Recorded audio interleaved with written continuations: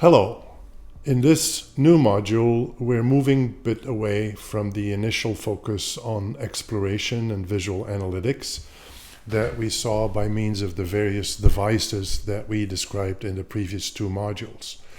Now we're moving to a little more formal approach, and in this module we deal with the concept of spatial autocorrelation, and a very important aspect of operational spatial autocorrelation statistics is a spatial weights matrix. And in my experience, both these concepts are quite complex and actually somewhat alien to people who have not had exposure to geography or spatial statistics before. So in this first part of this week's module, I'll talk about the fundamental notion of spatial randomness, what positive and negative spatial autocorrelation mean, and then think a little bit more formally what actually constitutes a proper statistic to measure spatial autocorrelation.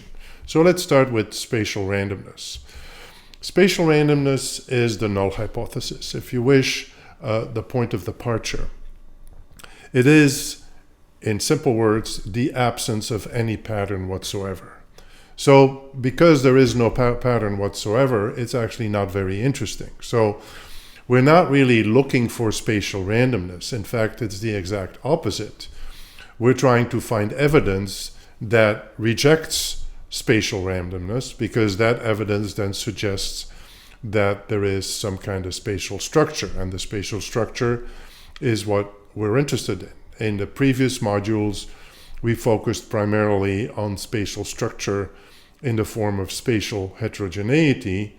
Here we're going to focus on spatial dependence and then its operational statistic, which is a spatial autocorrelation statistic. So what does spatial randomness actually mean? And it's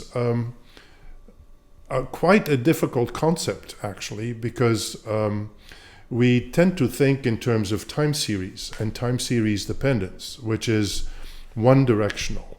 In space, dependence is two directional. And you'll hear me say a number of times, I am my neighbor's neighbor. So if my behavior depends on my neighbors and my neighbor's behavior depends on me, you see the feedback cycle. And that is a distinctive characteristic from spatial analysis, spatial statistics more appropriately, that's different from time series dependence. So what does it mean then if we have true spatial randomness? There's actually two perspectives on this. One is what I call the pattern perspective, which is the simultaneous view of things. And what it means is that whatever we observe, and the easiest way to think of it is think of a map, that the map that we observe is equally likely as any other map. And we've already seen an example of this in one of the very first lectures where I showed you the map of Milwaukee that was jumbled, and we'll get to that in a second again. So that's, I call it the pattern view, the simultaneous view. We're looking at the location of all the values, so the full spatial distribution, it's an entirety, the simultaneous view. Another view, an alternative view, is more in line with the thinking of time series. And it's the view that a value at a location conditionally does not depend on the values at its neighboring locations. So that's a conditional view. You look at a location and you say, well, does it depend on the neighbors?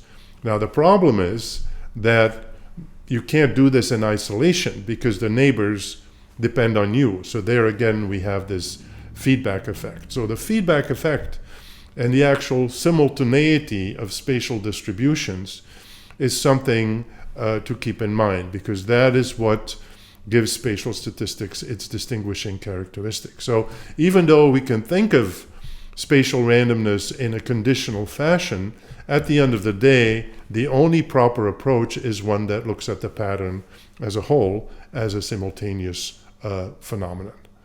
So the good thing is that it's actually very easy to operationalize or show spatial randomness. And all you have to do is think about the fact that location doesn't matter. So you have a distribution of a random variable or a given variable, and the location where those observations land is immaterial. So any location is equally likely to get any value. So in other words, you could just shuffle the values around. You can change the locations without it affecting anything. That is spatial randomness. Now, when you can't do that, when the locations are special because they show a spatial structure, be it heterogeneity or dependence, then this reshuffling doesn't work anymore because you break the structure. So spatial randomness is lack of structure, and because there is a lack of structure, you can just reshuffle everything all over the place. And as I mentioned, we've already seen this before. You may recall these two maps. This is Milwaukee, which is highly segregated. This is high percentage African American. In the surroundings, very low percentage African American. This is the same data, so the same aspatial distribution, but randomly reshuffled through the tracks of Milwaukee. And you see, it looks very different. This is a typical random, spatially random pattern, so you can find any value at any location. What do we do with this? So we want to find structure. And in that regard, a very interesting concept, which is known in geography as Stobler's first law of geography, is that everything depends on everything else, but closer things more so. Now, what does that really mean? It's kind of a catchy phrase. And actually, the reason and the way Waldo Tobler developed this was in the context of a model for the population change in Detroit, Detroit, Michigan. And because at the time he was at the University of Michigan. And so he had made a model where the population of a cell depends only on the population of the neighboring cells, rather than on the population of all the cells in the system. And that's where the notion comes from. Everything is interconnected, everything depends on everything else, but there is a structure, there is a distance decay. Closer things are more correlated. And so this notion, this Tobler's law, structures spatial dependence. And it focuses on the importance of distance decay. What does this mean? It means that observations that are further apart will tend to be less correlated. There is, in fact, a decrease of the strength of the correlation with distance. It also means that if you go far enough apart, if you go beyond the range of interaction, then there is no more spatial autocorrelation. So one way to interpret Tobler's law is that if you want a truly random sample in spatially dependent data, you have to sample observations that are far enough apart, that are further apart than the range of interaction that we are considering. So that's Tobler's law. It will come back over and over again. In a nutshell, it's about distance decay. If you don't have distance decay, if everything depends on everything else equally likely, there is nothing you can do about it. You cannot understand a spatially random process. So, okay, spatial randomness is the point of departure. We don't want it. We want to reject it. What happens if we reject it? And if we reject it, we have two kinds of conclusions. One is positive spatial autocorrelation, the other one negative spatial autocorrelation. Now, positive and negative are a little bit different to interpret, different from, say, a regular correlation coefficient. Regular correlation coefficient, positive is a positive slope in the line, negative is a negative slope in the line. That larger values of one correspond with smaller values of another. Now in space, you have to keep in mind, where do these things occur? Where is this happening? So if you reject the spatial randomness and you find clumps of like values, so like values, like could be high, could be low, similar, like values in neighboring locations, that is referred to as positive spatial autocorrelation. And it roughly corresponds with the notion of clustering. Negative spatial autocorrelation is a totally different animal. because that's in fact the opposite. It is the alternation of values in neighboring locations. So best way to think about this is a checkerboard. You know, you have one color, the neighbors is a different color, then you have yet a different color. So this alternating values, this checkerboard pattern, dissimilarity between neighbors is what characterizes negative spatial autocorrelation. So positive spatial autocorrelation is a form of clustering. Negative spatial autocorrelation, if you wish, is the opposite of clustering, if there is such a thing. It is more variability than would be the case randomly. So positive spatial autocorrelation is less variability than would be the case randomly. Negative spatial autocorrelation is more variability than would be the case randomly. That's important to keep in mind. So as I mentioned, positive spatial autocorrelation is an impression of clustering, clumps of like values, either hotspots, high values, I said clumps of like values, either high or low. So it's not necessarily the case that a cluster has to be values that are high. A cluster is about similarity. And so similarity can happen at both ends of the spectrum, at the high end and at the low end. And one of the problems with positive spatial autocorrelation or clustering in general is that the human brain is wired to see patterns, even when there aren't any patterns, or the pattern could be likely under a randomness situation. So it's difficult or impossible to rely on human perception to find these clusters. And to illustrate this, I have a little example where I took a vector with 100 standard normal variates, randomly generated, and I either randomly shuffled them around on a 10 by 10 grid, or I simulated a spatial process, a model. We won't get into that in this course, but in order to create positive spatial autocorrelation, I had to use a model. This is called the spatial autoregressive model, and with a very high autocorrelation coefficient, a very strong degree of clustering. And that is the pattern up here. So what we see here, our brains are conditioned to see this, are these groupings of like values, high values here, low values there. Now, can you tell this apart from the pattern in the lower right side, which is spatially random? And if you look at this long enough, and I always say this in my class, one of these days I'm going to run an experiment where I will actually try this with the class, but with a class of this size, you know, more than 100 people, that's not really that easy to do. So this pattern is spatially random. And you could say, and if you look at this for a moment, oh, here's a cluster of high values, and here's a cluster of lower values, so there is clustering in there. No, there is not. It's totally spatially random. So positive spatial autocorrelation gives you these impressions of groupings, and that's relatively easy to see. However, it is near impossible to definitely distinguish it from a spatially random pattern. And of course, that's where our statistics come into play, where we will have a formal test to reject the null hypothesis of spatial randomness.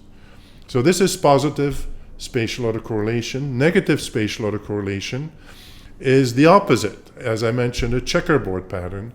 And actually, because of this greater variability than under spatial randomness, negative spatial autocorrelation is actually quite hard to tell apart from spatial randomness. And same experiment. Now in the upper left panel, I have a negative spatial autocorrelation process. This is about as extreme as it will get with the alternation between high and low values. See, this is a perfect little checkerboard pattern. And then the one on the right is spatially random. And you might say, well, I have checkerboard patterns here as well. And in fact, there isn't any pattern there. It's totally spatially random. And so with a good eye, you might say that you can distinguish them, but basically you can't. And that's where the statistics come into play. A negative spatial association or spatial autocorrelation is often a scale issue. And so many statisticians don't like it very much. Positive spatial autocorrelation is clustering. That's intuitive. Everybody knows what we're talking about. When it's negative autocorrelation, there's too much variability in the data. And why is that? That could be because we're working at the wrong scale. Remember the MAUP that we talked about very early on. Okay, so we've established point of departure is spatial autocorrelation. If we spatial randomness, if we reject it, it's either positive or negative spatial autocorrelation. Positive is clustering, negative is checkerboard. Now, we know we can't rely on our eyes to make a distinction between randomness and structured, so what do? We have to construct a statistic. Now, you've all probably had statistics in one way or another, but maybe you've never really thought what a test statistic is.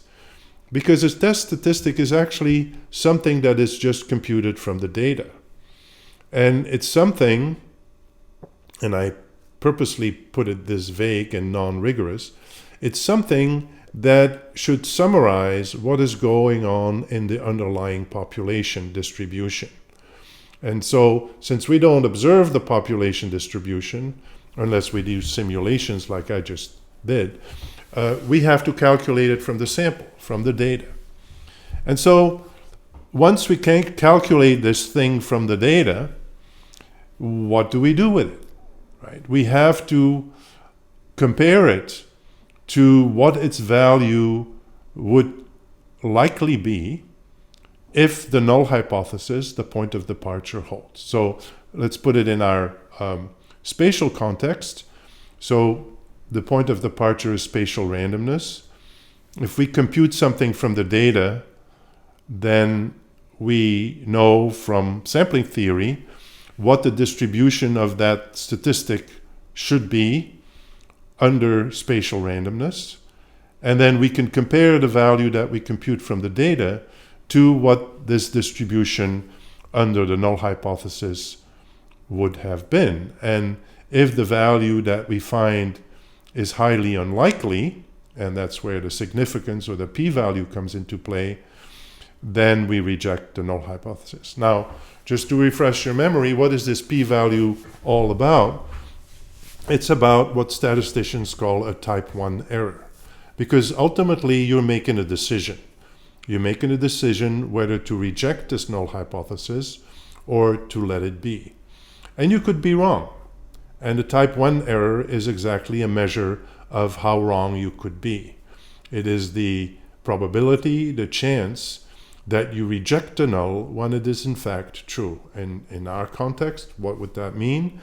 It would mean the probability that you say there is spatial structure when in fact there is none. The probability that you say there is a cluster when in fact there is none. So that's really what this is about. So our challenge is to come up with something that makes sense in the context of spatial randomness and that we can compare to what its distribution would be under spatial randomness. Now, clearly, traditional statistics like the mean or the minimum or the maximum, since they're insensitive to the location of the values, they're not going to do us any good. So we have to think about a statistic that not only deals with the distribution, the way classic statistics does, but also deals with where those values are located. It also deals with the spatial aspect of the distribution. And that's very different from standard practice. So here's an illustration of what I mean by the null distribution. And this is actually a real statistic. This is a spatial autocorrelation statistic. We compute it from the data, and this dark blue bar is the value that we obtain for our particular sample. So now the question is, is this extreme in some sense? If it is extreme, then we say it's highly unlikely that this is compatible with our null hypothesis of spatial randomness. Now, how do we know this? Well, here's the easy part. As I mentioned a few minutes ago, it's actually fairly straightforward to mimic spatial randomness. You just reshuffle the values to different locations. And that's exactly what we've done here. We've reshuffled the values multiple times, and in the next module we'll see how exactly that works. And that red curve is the distribution of our statistic. We'll still have to decide which statistic it is, but our statistic for all these randomly reshuffled data sets. So for all these randomly reshuffled data sets, we see the mean is around here and there's a spread around the mean. Given that spread around the mean, is this observed value of 18 extreme or not? And that's where the p-value comes in. If we have a p-value, say, of 0.15, that means there's 15% chance that we're wrong if we reject the null hypothesis. So most of us are not going to be willing to take that chance. On the other hand, if it says the p-value is 0.00001, that's so small that most of us will be willing to say, okay, I'll take a chance. It's most likely that the null hypothesis is not valid and can be rejected. So that's kind of the mindset that we're in. The lucky part, because I didn't mention this, the unlucky part is that in most situations, the analytical derivation of the null hypothesis of a statistic is extremely complex. And so we won't be dealing with that. I'll refer to it at some point in the next modules, but we won't really be dealing with this because we have a computational alternative. This is a fantastic modern tool for inference. We just use the computer to randomly reshuffle the data, recompute the statistic each time, and that gives us our red curve, our point of reference, and then we can make a statistical decision. Okay. So, as I mentioned, our traditional statistics are no good. They ignore location. So we need something that doesn't ignore location. So a spatial autocorrelation statistic, a good one, is something that combines what we call attribute similarity. This is what a standard correlation coefficient measures. Are highs with highs or highs with lows? Is there any systematic matching of two values?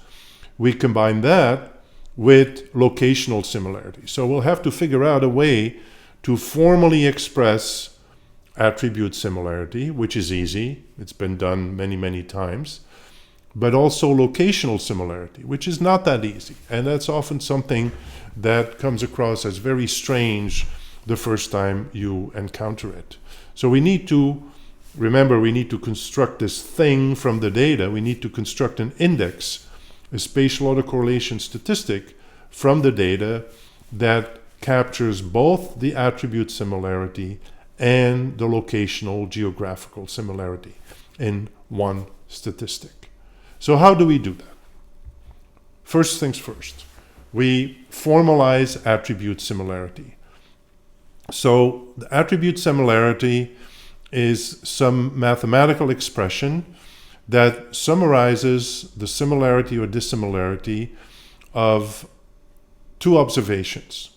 Now, one little thing that I haven't stressed yet, this is not about correlation, this is about autocorrelation, correlation with itself. So in the standard correlation, Pearson correlation coefficient, that's a coefficient between two variables. You're trying to find out, just like we did in the scatter plot in the previous module, are the values on one axis somehow linearly related to the values on the other axis. But there's this autocorrelation. There's no two values. There's one value. So is crime in one location correlated with crime in neighboring locations? Are high house prices in one location correlated with high house prices in neighboring locations. This is not crime with house prices. It's crime with crime, house prices with house prices. So the correlation is for the same variable, auto, at different locations. And let's say we express this variable as y, the locations as I and j. Then what our problem is how to come up with a function that combines y at location I with y at location j and gives a measure of similarity or dissimilarity. And as I mentioned, that's pretty easy to do because there's lots of these around. Think of Pearson correlation coefficient. What we have there is a cross product. So a common measure of similarity is a cross product. But again, recall, this is not a cross product of two different variables. This is a cross product of the same variable at two different locations. And the way to think about this is, remember, this is a statistic. This is something that we compute from the sample.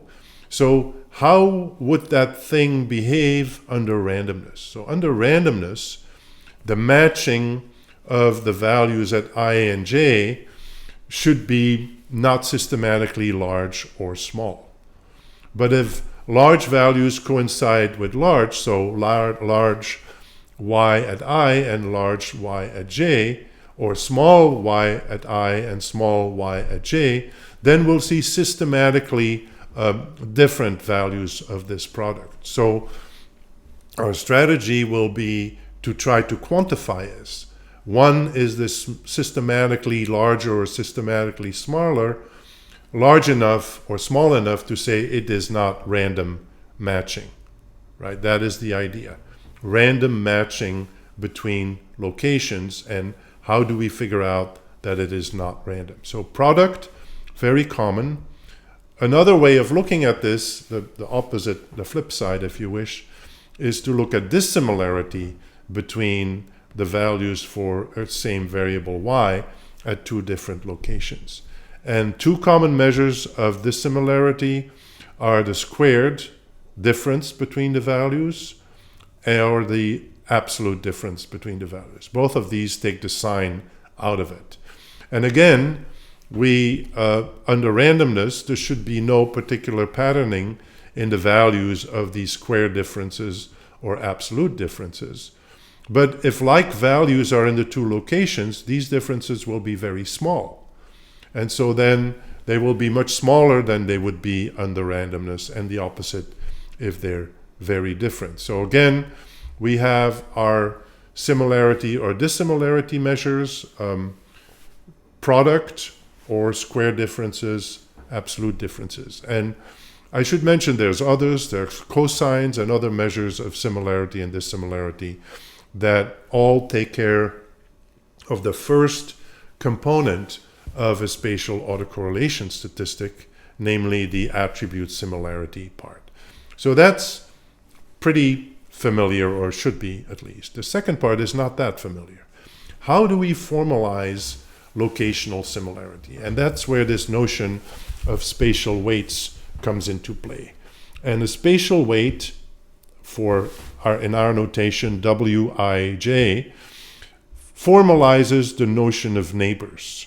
So basically what this is about, that we're trying to get without getting Bayesian, it's not a pure prior distribution, but we're trying to kind of simplify the landscape, and we'll get into more specific detail in the second set of slides.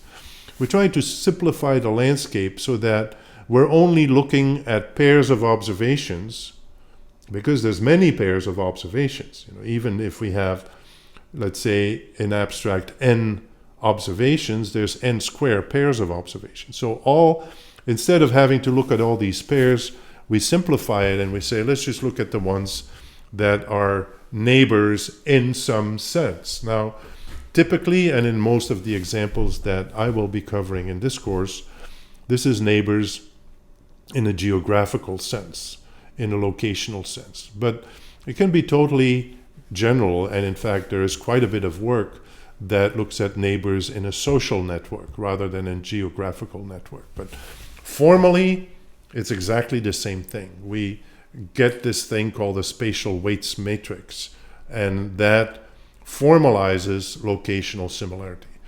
So now we have the two parts.